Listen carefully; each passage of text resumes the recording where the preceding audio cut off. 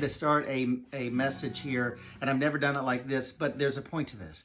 I want to share with you something that I've been teaching myself for the past 6 to 7 months. You see, I'm a lifelong drummer. I've spent my entire life learning to play the drums, and I love music. I love instruments and things like that. Well, the great thing about being a drummer, especially after you learn the initial basics of it, and I took some lessons when I was young, but the fact that you can learn to play by ear. You don't have to read music. You don't have to understand different chords and different the letters and all that fun stuff. You just know how to play to a beat, and you get used to using your arms and feet. And I love that. And I've done that for my church. I've done that in other bands over the years. And to me, that's easy. It's a fun way to learn. Well, what's more difficult is learning something like this, where you have different chords. Well, this is something I've decided to teach myself. So no, I am not perfect. I've got a long ways to go. But I've been teaching myself ever since the pandemic started in early March. I decided I'm going to have some extra time on my hands. And I thought I need to learn something new. I need to grow in something I've always wanted to do.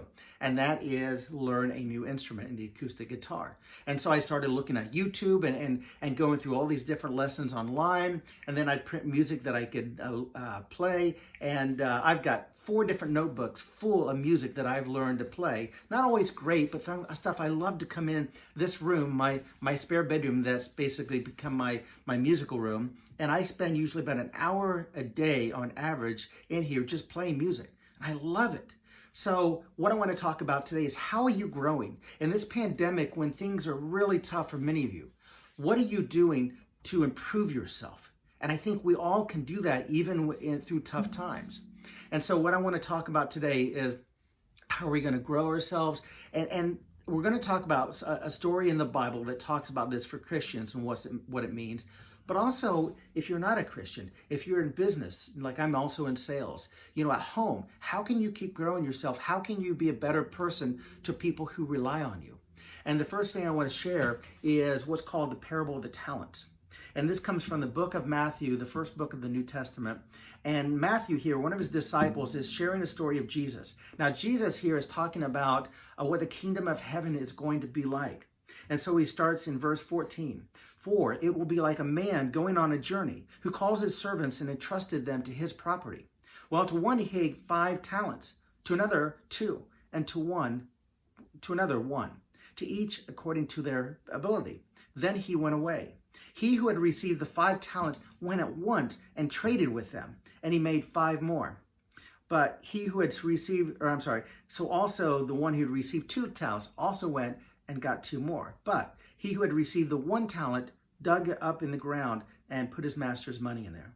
Well, now, after a long time, the master of those servants came and settled accounts with them. And he who had received the 5 talents came forward, bringing the 5 talents more, and saying, Master, you delivered me 5 more. Here, I have given you 5 more talents. And his master said to him, Well done, good and faithful servant, is which all of us who are Christians want to be said to us one day by God. Well, you have been faithful over a little, and I will set you over much. Enter into the joy of your master.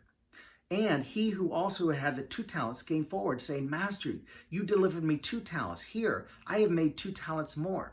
His master said to him, Well done, good and faithful servant. You have been faithful over a little. I will set you over much. Enter the joy of your master. Well, he also who had received the 1 talent came forward, saying, Master, I know you to be a hard man, reaping where you did not sow and gathering where you scattered no seed. So I was afraid, and I went, and I hid your talent into the ground. Here, you have what is yours. But his master answered him, You wicked and slothful servant, you knew that I reap where I had not sown, and gather where I scattered no seed. Then you ought to have invested the money with the bankers, and at my coming I should have received what was my own worth with interest.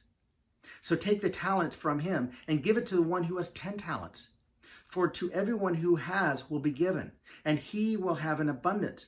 But the one who has not, even what he has will be taken away. And cast the worthless servant into the outer darkness, into that place where there will be weeping and gnashing of teeth. Now, it sounds kind of harsh, right?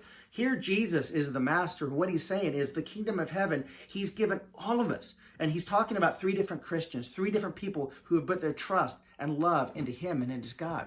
And what he's saying is he's given certain of us different abilities, some more than others, but he's given all of us that he loves dearly, talents. And we are to use those to glorify him, not knowing when he is coming back, to be prepared. So those of us who have the abilities to serve, to love others as he commanded us to do, and to tell others about the love of Jesus, of all things he commanded us to do, are we doing that? Are we being obedient? Are we obeying him through that? And those who are, he will welcome us into heaven forever and say, well done, good and faithful servant. But there will be some, and unfortunately there will be many, I believe, that stated through the Bible that did not listen to what he said, that did their own interest, did not care about God, and just assumed, I don't know if he's coming back, I'm going to take my chances on my own. And that's the person he won't accept into heaven. And so it's a harsh reality, and it's not exactly what we're talking about here as far as talents of a guitar, but we have been given talents. And those of us who claim to be Christians, we are to do something with that. So with my guitar, I'm learning lots of praise music, and I'm going to help bless people, hopefully over the years, with my music. But during this time of the pandemic, I've also had the opportunity to serve others. I've been able to serve once a week at a local community center with my wife, handing out food to people who need food. I've been giving blood as often as I can during this time, more than I did before, noticing that there is a need, especially now. There are different things that I'm doing that God has blessed me with. And am I serving and loving others as he commanded? And that's what I want to be. I want to be the person that says, well done, good and faithful servant. Come enjoy the kingdom of heaven with me. But even if you aren't a Christian, your boss, your spouse, your boyfriend or girlfriend, people, your children, they want to see you do better. They want to see you grow closer to them in that relationship. So the key to ask yourself, are you still growing?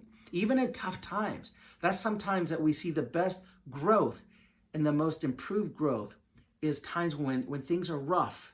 What are we going to do with it? Are we going to wallow in it? Are we going to have self-pity? Are we going to complain and make excuses? Are we going to improve and get better and try to improve ourselves? And so I just ask you, as you leave here today, what is one thing that you can do by yourself, maybe with your children, with your family, with your spouse? What is one thing that you can improve on? Maybe it's in learning a new talent. What can you do? And if you're a Christian, what can you do to grow closer to Jesus and be more Christ-like as different stories that he commands us throughout the scripture? Did you know, I'll leave you on this, did you know that one of the most famous scientists and mathematicians of all time, Sir Isaac Newton, discovered calculus while at home during the Great Plague of 1665? And that was much worse than what we have here. So I don't expect you to invent calculus or anything close. I can tell you I'm not anywhere near that. But what are you going to do to make an improvement in your life? Because we do. I'm not going to sing, so you're going to have to just trust me on this. I've been given certain talents, and that's not one of them. What are you going to do to improve yourself going forward? Because we do have a good Father.